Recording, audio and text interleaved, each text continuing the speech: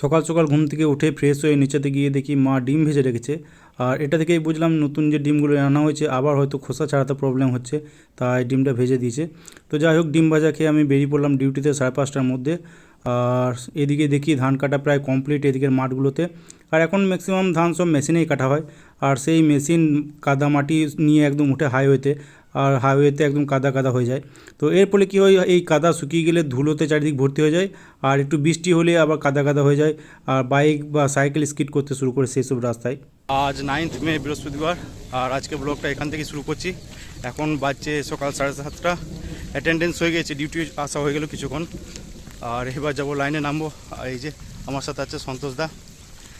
মেঘ করেছে প্রচণ্ড, বৃষ্টি পড়ছে টিপটাপ। একবার ওয়েদারটা তোমাদেরকে দেখায় তাহলে বুঝতে পারবে। এতটা বেলা হয়ে গেছে কিন্তু এখনও চারিদিক অন্ধকার হয়ে আছে।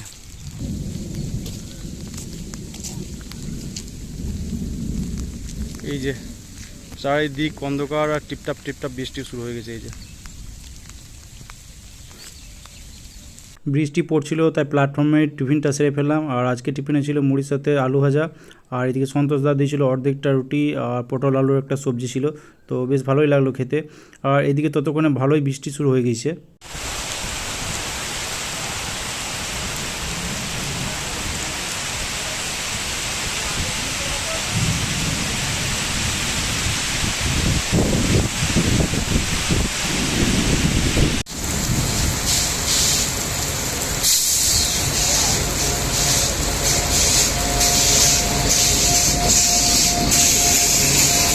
বৃষ্টি থেমে গেছে আর নেমে পড়েছি লাইনে। এখন যাব কাজের স্পটে। আজকেও জঙ্গল কাটিং হবে। ওয়েদার এখন ঠিকঠাকই আছে, ঠান্ডা ঠান্ডা আবহাওয়া, কিন্তু এই বৃষ্টি হয়ে গেলে জঙ্গল কাটিংয়ে খুব সমস্যা হয়, কারণ মাটি একদম কাদা কাদা হয়ে যায় আর গাছগুলো ভিজে থাকে, তো জামা কাপড়ে কাদা লাগে খুব। এই যে এখান থেকে শুরু হবে এবার জঙ্গল কাটিং।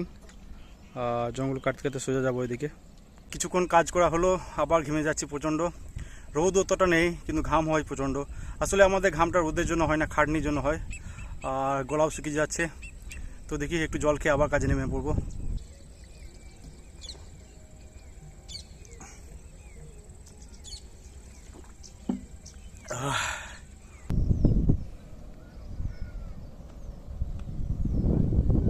সকাল থেকে আকাশ মেঘলা ছিল আর প্রচণ্ড বৃষ্টি হলো। আর এখন বাজছে প্রায় 11টা। আর এই সময় রোদ দেখো, প্রচণ্ড রোদ, একদম পুড়িয়ে দিচ্ছে মনে হচ্ছে, ঘাম হচ্ছে প্রচণ্ড এখন। আর বৃষ্টি হওয়ার পর রোদ যেটা হয় সেটা খুবই গায়ে লাগে, একদম চটচট করে গায়ে লাগে, গা জ্বালিয়ে দেয় একদম। আকন্দ গাছে ফলও ধরেছে দেখছি। এই যে এটা হচ্ছে আকন্দ ফল। আর এটা পাকলে কী হয়, শুকিয়ে যায় আর তারপর ফেটে যায়। ফাটার পর এটা ভেতর থেকে তুলোর মতো ছোটো ছোটো জিনিস বেরোয়, আর সেগুলো হাওয়াতে উড়ে বেড়ায় আর বিভিন্ন জায়গায় গিয়ে পড়ে, আর সেখান থেকে নতুন গাছ তৈরি হয় আবার। কাজ অনেকটা কমপ্লিট, পুরো হাঁপে গেছে ঘেমে একসাথ। তো এবার যাবো রেস্ট রুম, সেখানে গিয়ে ফ্রেশ হবো। তারপর দেখি আজকে একটু আগে আগে বাড়ি যাওয়ার চেষ্টা করবো। কিছুক্ষণ আগেই বাড়ি ফিরেছি। আর আজকে এত তাড়াতাড়ি বাড়ি ফেরার কারণ হচ্ছে ভাগ্নের আজকে ইঞ্জেকশন ছিল, 2.5 মাসের ইঞ্জেকশনটা। আর ইঞ্জেকশনের পরে যা ব্যথা হয়, ওর প্রচণ্ড কান্নাকাটি করে। সামলানো বোনের দ্বারা একা সামলানো সম্ভব নয়, আমি বোন মা সবাই মিলে সামলাতে হয় ওকে। আর জায়গাটা বেশ ফুলে যায় আর ব্যথাও করে, কারণ 1.5 মাসের যখন ইঞ্জেকশন দিয়েছিল তখন সেটা দেখেছিলাম বেশ ভালোই ব্যথা করছিল আর ফুলেও গেছিলো। তো যাই হোক, ইঞ্জেকশন দেওয়া কমপ্লিট হয়ে গিয়েছে। আর এইবারে একটা ইঞ্জেকশন দিয়েছে। আগের বারে কী হয়েছিল, যখন 1.5 মাসে ইঞ্জেকশন দিয়েছিল তখন 3টে ইঞ্জেকশন দিয়েছিল, একটা ডান হাতে আর 2 পায়ে। আর এইবারে শুধু একটা ইঞ্জেকশন দিল, শুধুমাত্র বাঁ পায়ে। যাই হোক, ও বেশ ঘুমিয়েছিল সেই সময়, খুব একটা কান্নাকাটি করেনি, ঘুমিয়েছিল। ঘুমানোর সময় ইঞ্জেকশনে দেওয়া হলো, একটু কেঁদে উঠলো, কিছুক্ষণ পর আবার চুপ করে গেলো, আবার ঘুমিয়ে গেল। তো ইঞ্জেকশন কমপ্লিট। এবার আমি ফ্রেশ হবো, ফ্রেশ হওয়ার পর করতে যাবো লাঞ্চ। আর দেখা যাক ও কখন ঘুম থেকে ওঠে, ঘুম থেকে ওঠার পর দেখাবো তোমাদের কী করছে ও এখন। আজ লাঞ্চ করতে প্রায় 2টো বেজে গেলো।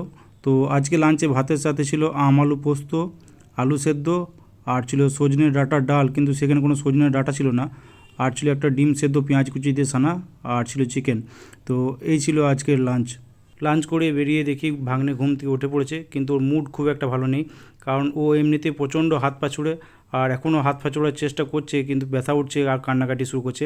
আর বাঁ পায়ের জায়গাটা একটু শক্ত হয়ে আছে আর ফুলেও আছে দেখছি। আর এদিকে বোন ভাগ্নের জন্য বেশ কয়েকটা ক্লথ ডাইপার বানিয়েছে দেখছি। তো এই যে এভাবে পরিয়ে দিয়ে সাইড থেকে এই ভেলকো স্ট্র্যাপগুলো লাগিয়ে দিলেই হবে।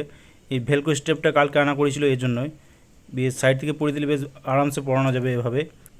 আর ওর এই আইডিয়াটা এসেছে এটা দেখে। এটা হচ্ছে বাজার থেকে কিনে আনা একটা ক্লথ ডাইপার। আর এটা এখন ওর ছোটো হয়ে যাচ্ছে, ভাগ্নের এখন আর হচ্ছে না, এই জন্যই ও নিজের হাতে বেশ কয়েকটা বানিয়েছে ঠিক এই ধরনেরই।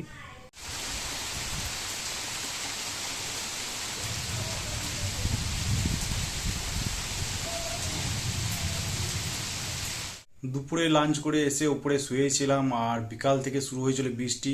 প্রচণ্ড বৃষ্টি হলো, সন্ধ্যেতে বৃষ্টি থামলো একদম। আর এখন বাজছে প্রায় 8টা।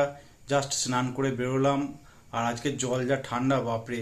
ট্যাঙ্কের জল একদম পুরো ঠান্ডা হয়ে গেছে, গায়ে ঢালতে একদম শীতকালের দিন মনে পড়ে গেল। তো এবার যাব নিচেতে। খিদে খুবই একটা নেই, কারণ আজকে লাঞ্চ করতে অনেকটা দেরি হয়ে গেছিলো। নিচে গিয়ে মুড়ি আর খাবো না, দেখি টুকটাক কিছু খাওয়া যায় কিনা। আর তারপরে যাব ভাগ্নের কাছে। তো ভাগ্নে তো মাঝে মাঝে কান্নাকাটি করছে, কোলে নিয়ে চুপ করতে হচ্ছে। জ্বর অতটা ছিল না যখন ইঞ্জেকশন দিয়েছিল তখন, কিন্তু এখন দেখছে হালকা হালকা জ্বর এসছে। তো দেখা যাক, গিয়ে দেখি কি করছে ও। কাল বেকারি থেকে বাবা এক কৌটো ওসমেনিয়া অ্যান্ড কোকোনাট কুকিজ এনেছিল। তো সেখান থেকে দুটো বের করলাম আর খেতে লাগলাম। বেশ ভালোই লাগছিলো খেতে। তা দুটো খাওয়ার পর জল খেলাম আর তারপরে চলে গেলাম ভাগ্নের কাছে।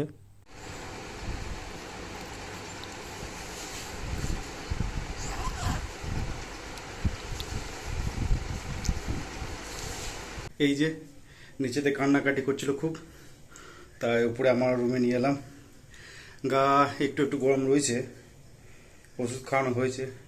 দেখা যাক জ্বরটা কমে কিনা। জ্বরটা আশা করি কমে যাবে, কিন্তু ব্যথাটা নেই সমস্যা। আর এই পায়ে ব্যথা, পাটা একদম নাড়লেই কান্না শুরু করে দিচ্ছে। আর ওর নিজে খুব তো পা নাড়ায়, তো সেই জন্য ব্যথাটা হচ্ছে মাঝে মাঝে। পা নাড়াতে পারছে না বেচারা একদম। এটা কে বাবু? জ্বর এসছে? ভালো, যে ব্যথা কমে যাবে। না না না, দেখা যাক। এখন ঘুম পাড়ানোর চেষ্টা চলছে। ঘুম পাড়িয়ে দিলে একে শোয়াবো, আর তারপর দেখি ডিনার করতে যাব। কিছুক্ষণ কোলে নিয়ে ঘোরাঘুরি করার পরও বেশ ঘুমিয়ে গিয়েছিল, কিন্তু বিছানাতে দিতেই আবার ঘুম ভেঙে গেল ওর।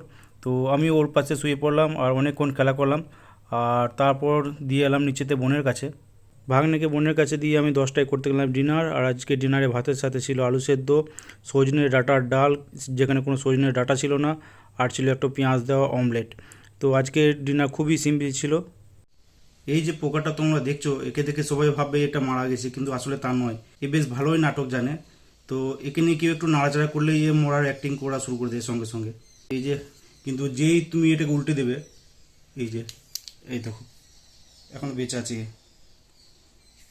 আর একে যদি পিছন থেকে চেপে ধরাই হবে, তো এইভাবে ধীরে ধীরে মাথা ঠুকতে ঠুকতে এগিয়ে যায় দিয়ে, মাথা ঠুকবে, বডিটা বের করার চেষ্টা করে। এটা অ্যাকচুয়ালি বিগার ভার্সন, একটা স্মলার ভার্সনও আছে, ছোট্ট মতো একটা হয় এর, সেম একদম সেম মেকানিক্স। আর একে যদি উল্টে দেওয়া হয়, এই যে মাথাটুকু ঠিক উল্টে একদম বেরিয়ে যায় এ। ছোটোবেলায় যখন পড়তে বসতাম তখন কারেন্ট চলে গেলে হেরিকেনের আলোয় পড়তে হতো। আর সেই সময় এর যে ছোটো ভার্সনটা, ছোটো ছোটো পোকা যেটা হয়, সেটা খুব আসতো। আর সেটাকে ধরে বেশ খেলা করতাম, এইভাবে উল্টে দিতাম, তারপরে পিছনে চেপে ধরে থাকতাম। বেশ ভালোই লাগতো এই পোকাগুলো নিয়ে খেলতে তখন। এখন বাজছে 10:30, আর ডিনার করে চলে এলাম উপরে। আজ একটু তাড়াতাড়ি ডিনার করে নিলাম, কারণ সন্ধ্যের সময় সেরকম কিছু খাইনি, তাই খিদেটাও পেয়েছিল একটু। আর এদিকে ভাগ্নে শুয়ে পড়েছে, ওর জ্বরটা আর একদমই নেই, কিন্তু পায়ে ব্যথাটা আছে, পা নাড়াচাড়া করলেই কান্নাকাটি শুরু করছে। আর জায়গাটা একটু শক্ত হয়ে আছে। তো আগেরবার যখন ইঞ্জেকশন দিয়েছিল তখন একটা জেল কেনা হয়েছিল, তো সেই জেলটা লাগালে বেশ নরম হয়ে যায় জায়গাটা। তো কাল থেকে দেখা যাক সেই জেলটা লাগানো হবে জায়গাটাতে। আর আজকে ব্লগটা এখানে এন্ড করছি। দেখি এখন শুয়ে পড়বো। তো আজকের মতো টাটা, বাই বাই, দেখা হচ্ছে আবার কালকে।